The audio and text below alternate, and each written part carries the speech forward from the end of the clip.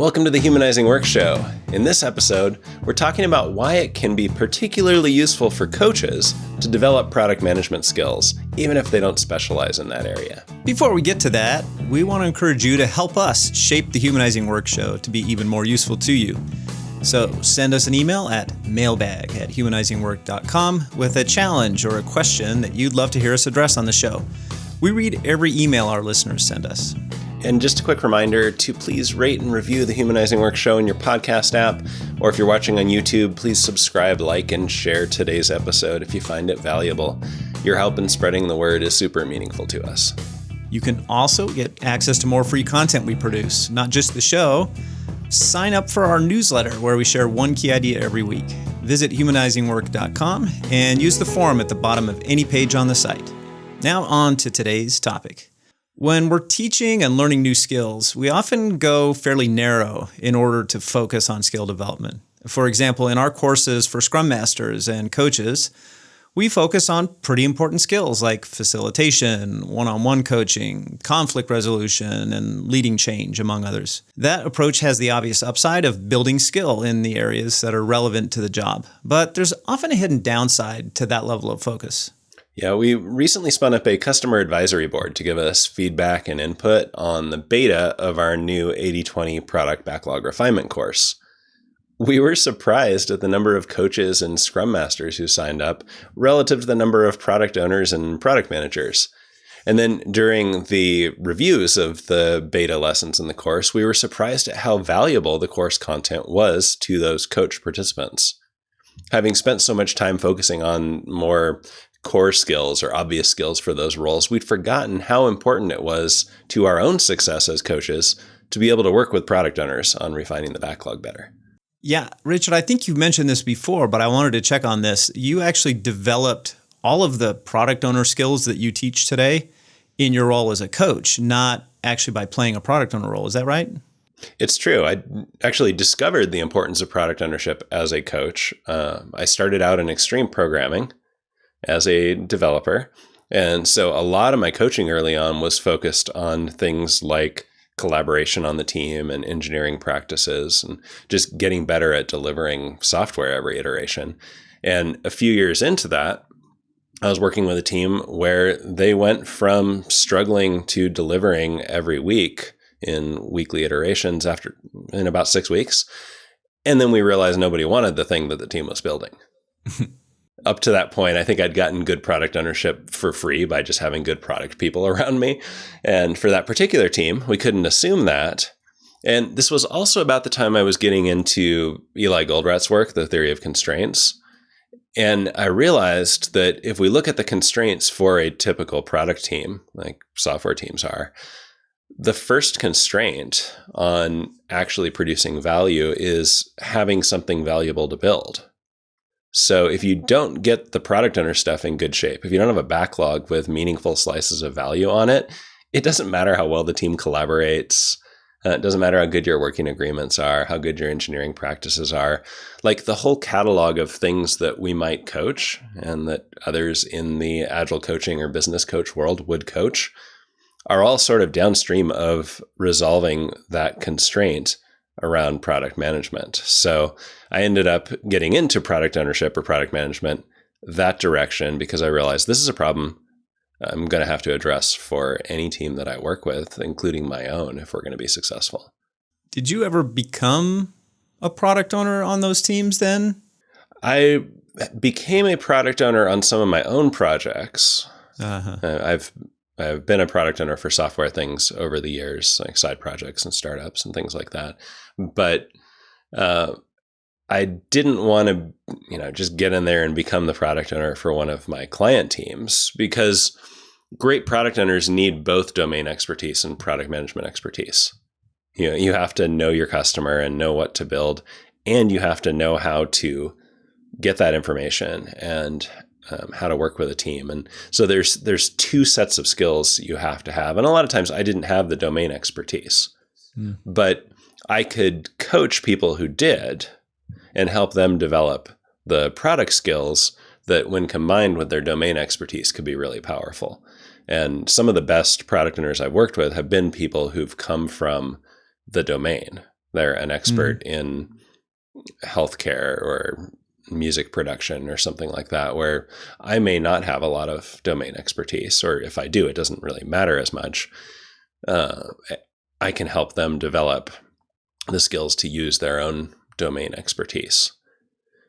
Right. Now, we talked back in, I think it was episode 64, 7 Skills All Great Coaches Master, where we were talking about the Silsby model and the different roles or voices a coach can take. And one of those is what Silsby called the guide voice, where you are teaching a model. So it might be teaching the story splitting patterns from my story splitting poster.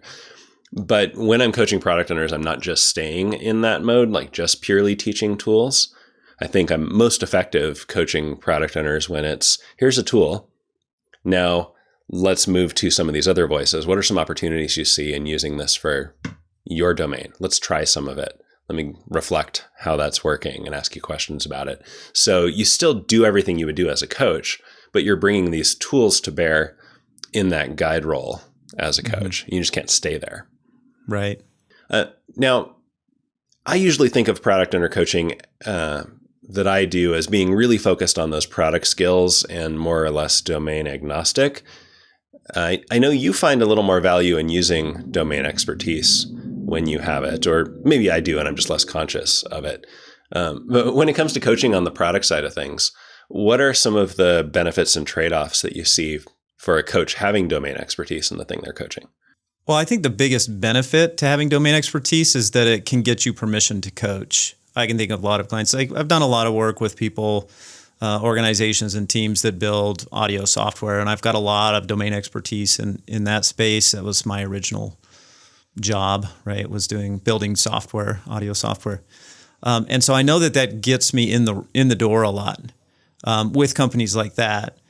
And then I've got to sort of manage that domain expertise in a mindful way, the same as any coach that has expertise in a domain. I think of the episode we did where we interviewed Lee on how he coaches biking, mountain biking. And Lee realized, and I realized the same thing, which is that if we just tell the person what to do, because we know that this is the right decision to make, that does not build any expertise for them. It's not a skill build for them. You really do need to go back to those coaching tools that you mentioned in the Silsby model. And so I think the primary upside is sort of a reputational one, to say, all right, we'll pay attention to what this guy has to say because he's done this, he has expertise that goes back a long way. But then you have to go into what Silsby calls the role of master, the master coach, where it's really a mindfulness approach to say, I would love to jump in and just solve this problem for them because that would probably be a quick win, but that is not coaching because it's not building that expertise. So that's the downside to it. I'm curious what product owner related skills coaches of agile teams really need in order to be successful. I can think of just all kinds of things that you could focus on as a coach in the product owner domain. I'm curious, what are some of the ones that you would put kind of at the top of the list? If you could only guarantee one or a few skills for any agile coach to have, which ones would you guarantee? I think I ended up developing almost all of the skills and tools that I teach in this area just based on client needs. For example, the original story splitting flowchart, the thing that most people associate with my work, it was actually originally a coaching tool. As I'd written the Patterns for Splitting User Stories article, and then over the next few years, as I was coaching people to use the patterns, I realized I was asking the same sequence of questions, and I could give that to them or give that to other coaches or Scrum Masters. And the flowchart was really just the virtual story splitting coach.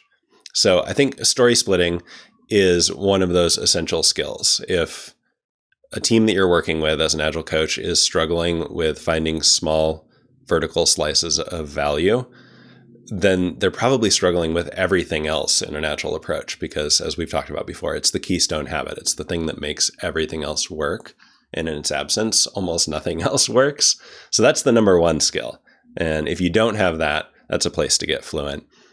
Similarly, feature mining is something I developed to help coach clients who needed to start a big complex initiative and wanted to do it with a small slice and get value learning risk mitigation. And the PO board, which we've talked about on the show before, was something I created to coach overwhelmed product owners I was working with at the time to get just enough detail right when they need it.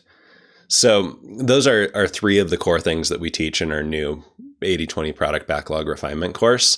And while it's targeted at product owners, and I'm teaching in those lessons as if I'm talking to product owners, it gives coaches who take it all the same core tools that we use when we're coaching product people in our work. And it's hard to imagine not having those in my toolbox now when I work with a client. Yeah, very true. As you were describing those, it occurred to me that in addition to kind of the tools and techniques that we teach in the 80/20 course, I think that there are sort of some underlying ways of thinking that those are just examples of. And then the lessons in the course, to some extent, are just illustration after illustration of those core mental models or ways of thinking. For example, a lot of what we cover in 80/20 is really focused on how complexity impacts product backlog refinement. Like if you're managing a backlog made up of things that have complexity and uncertainty to them, that's a different approach to how you would refine a backlog that's made up primarily of predictable, complicated things. And I think most of the advice out there on backlog refinement that I sort of look at as naive or maybe even cringy is not naive or cringy. It's just the thing that you would do if your backlog was all predictable things. And so understanding what to do related to managing and refining the backlog when the work is complex is something that I think underlies all of the lessons in the 80/20 course. If your go-to move is better analysis and more comprehensive specifications, like we got to get all of the acceptance criteria, we got to write all the stories. That might be useful in the complicated domain where you're in the space of analysis, but that's not where most of our clients are working when they're building interesting, valuable things. And so being able to identify when you're in more of the complex space and bring the right tools to bear, super important for a coach. And then we mentioned this a little bit in the last episode when we were talking about, this idea that you really can split anything. But when things are complex, it's even more important, I think, to start with a small thing so that we get a little bit of learning from it. And for a coach, I see how 80/20 can build confidence that, hey, as a team, I can help them figure out how to split and refine anything that might come our way, no matter how complex it is. And then the coach's confidence in that can sort of carry the product owner and the team until the team and the product owner learn how to do that. They develop a similar confidence in that, and it's really become a habit that this is just how we split things now. Mm-hmm. It's similar to the good facilitator carrying a group through the grown zone of exploration. Mm-hmm. Like having the faith for the whole group that we're going to get through this and be successful. And if you're trying to do that around something like story splitting, you don't want to be bluffing that confidence. You want to be showing up as somebody who's done this in a lot of domains. You know the patterns inside and out, and you really believe you can take them through it. And when you have that, it also makes space for the team and the product owner to be in it together, I think wrestling with the challenge of figuring out how to do this versus kind of taking adversarial positions in a debate about how to split things or whether it's even possible, like the product owner pushing for splitting and the team pushing back. You get to be the one making it possible for them to wrestle with the problem as one team. And I think that carries a lot of value too. And then the other underlying theme that I noticed throughout this when you were talking about, well, why don't I just turn this into a poster? Or, hey, the POs are struggling. Why don't I create this PO board model? Is something that we just say over and over again because of how valuable it's been to us, which is if something's tricky, visualize it. And there are just dozens of examples of visualizing tricky problems in the course to help make sense of them for the product owner, for the team, for the stakeholders, whoever needs to see it. And so I think coaches will no doubt want to borrow some of our visualization things that we've worked out, some of those patterns. But I also think that coaches, this is true for me, is that I'll often look at somebody else's visual, and I won't copy it exactly, but it'll inspire a variation on that. And I hope that coaches who go through the 80/20 course will be inspired by the visualizations and want to create some of their own to solve their own tricky problems that are specific to their teams or their organizations. So if you're a coach and you see room to level up your product skills to be able to help your clients more in this area, I can't recommend strongly enough checking out our new course, 80/20 Product Backlog Refinement. It's a collection of the product tools and skills we use the most with our clients, and I think they'll be valuable in your coaching toolbox too. Yeah, I'm really proud of the way that this course has turned out, and excited for people to start using it and benefit from it. It's one of the things that is hard for us to do in our normal business model, which is we can focus really deep with a few people at a time. And we're really excited to get this out there in a format that allows it to go really broadly with lots of people. And so we're excited for everyone to check out the course and to really get these benefits, whether you're a product owner or a product manager, which is sort of who we thought we were building the course for and who it will serve well, but also for coaches and Scrum Masters and folks that are coaching people in those roles. We look forward to hearing from you how this might benefit you. So thanks for tuning in today.